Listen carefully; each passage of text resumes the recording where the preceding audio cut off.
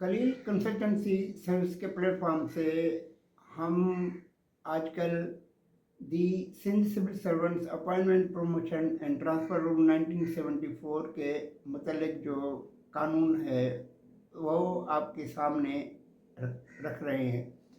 हमने इस इन कवानीन का हिस्सा अव्वल आपके सामने रखा था। आज हम इन कवानीन के पार्ट 2 का तज़किरा आपके सामने करेंगे। The Sindh civil servants appointment promotion and transfer rule 1974 के पार्ट 2 जो है उसमें मुख्तलिफ कवानीन दिए गए हैं जो अपॉइंटमेंट बाय प्रमोशन और अपॉइंटमेंट बाय ट्रांसफ़र से ताल्लुक़ रखते हैं। इनका तज़किरा रूल 6 से लेके रूल 9A तक दिया गया है। इसमें जैसे कि पहले आपको बताया जा चुका है कि अपॉइंटमेंट के 3 मोड्स हैं, 3 तरीके हैं। एक इनिशियल अपॉइंटमेंट है जिसका हमने तज़किरा हिस्सा अव्वल में कर दिया है। दूसरा तरीका अपॉइंटमेंट बाय प्रमोशन है और तीसरा तरीका अपॉइंटमेंट बाय ट्रांसफ़र है। तो आज हम अपॉइंटमेंट बाय प्रमोशन और अपॉइंटमेंट बाय ट्रांसफ़र का तज़किरा आपके सामने करेंगे। इन रूल्स में ये दिया गया है कि कौन से ग्रेड के लिए कौन सा फोरम कॉम्पिटेंट है जो प्रमोशन करेगा। उसमें डिपार्टमेंटल प्रमोशन कमेटी का तज़किरा किया गया है और प्रोविंशियल सिलेक्शन बोर्ड का भी तज़किरा किया गया है। प्रोविंशियल सिलेक्शन बोर्ड 1 उसका हेड जो है वो चीफ मिनिस्टर है और प्रोविंशियल सिलेक्शन बोर्ड नंबर 2 का जो हेड है वो उसका हेड जो है वो चीफ सेक्रेटरी सिंध है।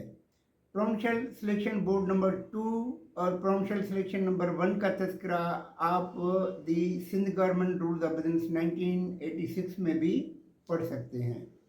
उसका तज़किरा कभी हम दूसरे वीडियोज़ के ज़रिए आप तक पहुंचाने की कोशिश करेंगे। इसमें जो प्रोविंशियल सिलेक्शन बोर्ड नंबर 2 है वो 18 से 19 ग्रेड में जो प्रमोशन होते हैं वो उन प्रमोशन कंसीडर करता है और उनकी रिकमेंडेशन जो है वो कॉम्पिटेंट अथॉरिटी को अप्रूवल के लिए भेजता है।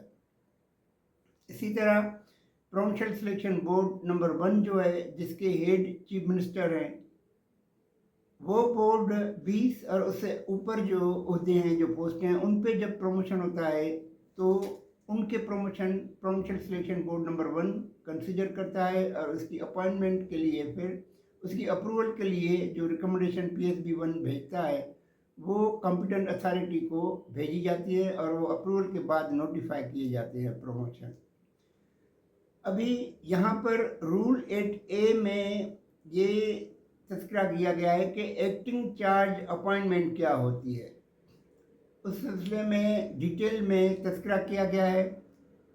मोटी मोटी बातें ये हैं कि अगर कोई ओहदा खाली है और जो सीनियर मोस्ट उस काडर में जिस काडर के का ओहदा वो मखसूस है और सीनियर मोस्ट ऑफिसर वो एलिजिबिलिटी क्राइटेरिया यानी लेंथ ऑफ सर्विस या दूसरे अवामिल जो हैं महरकात जो हैं या जो रिक्वायरमेंट है वो पूरी नहीं कर रहा तो उस पोस्ट पे उसको एक्टिंग चार्ज अपॉइंटमेंट के तौर पे उसको रखा जाएगा।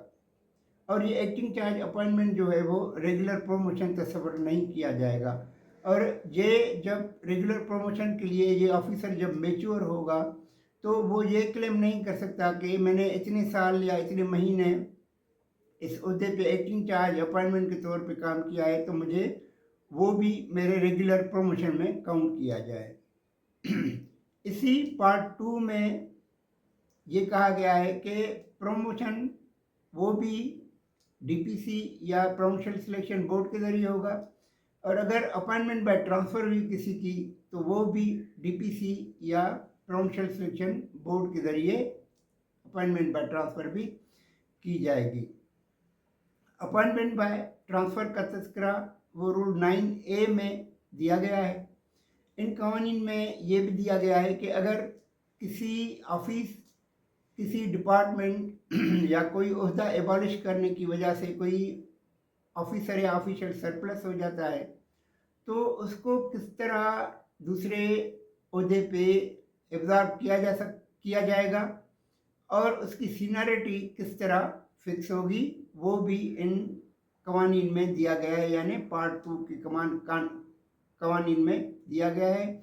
जो रूल 9 और जो रूल 9A है वो उससे डील कर रहे हैं।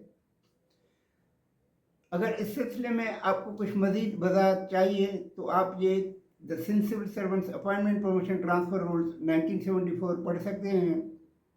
अगर उसके बाद भी आपकी कोई कन्फ्यूजन है तो यहाँ पर आपको एक व्हाट्सएप नंबर याद नज़र आ रहा होगा, आप वो अपने सवालात हमें भिजवा दें। हम कोशिश करेंगे कि उन सवालात के जवाब आप तक पहुँचाने की कोशिश करें इंशाअल्लाह। अगले वीडियो में हम इन रूल्स के पार्ट 3 का तज़किरा करेंगे और फिर उसके बाद जो वीडियो आएगी उसमें पार्ट 4 का तज़किरा करेंगे।